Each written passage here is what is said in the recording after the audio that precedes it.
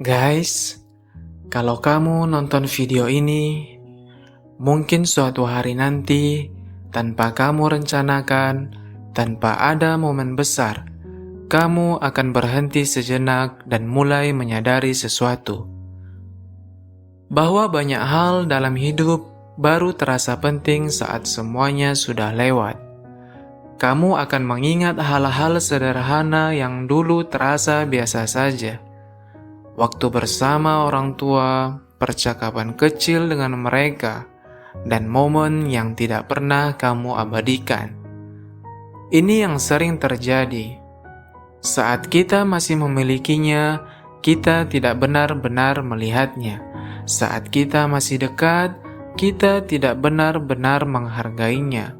Dan saat semuanya berubah, barulah kita akan mengerti. Waktu tidak pernah terasa saat sedang berjalan. Ia terasa saat kita melihat ke belakang. Dan disitulah banyak penyesalan muncul. Bukan karena kita tidak punya kesempatan, tapi karena kita tidak sadar saat kesempatan itu ada. Kamu akan sadar bahwa tidak semua hal bisa diulang. Tidak semua orang akan selalu ada.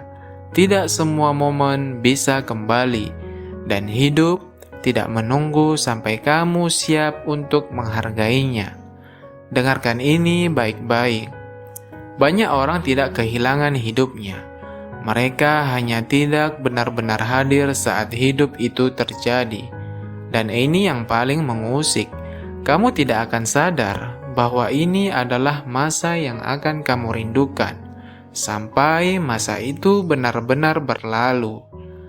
Mungkin kamu tidak bisa menghentikan waktu, tapi kamu bisa mulai hadir, sedikit lebih sadar, sedikit lebih menghargai, sedikit lebih memperhatikan.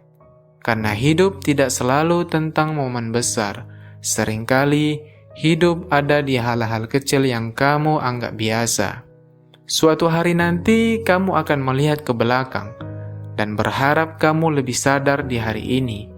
Lebih hadir, lebih menghargai, dan lebih hidup. Dan mungkin hari ini adalah hari itu. Hari yang suatu saat nanti akan kamu kenang. Jadi sebelum semuanya lewat, sadari, hidupmu sedang terjadi sekarang.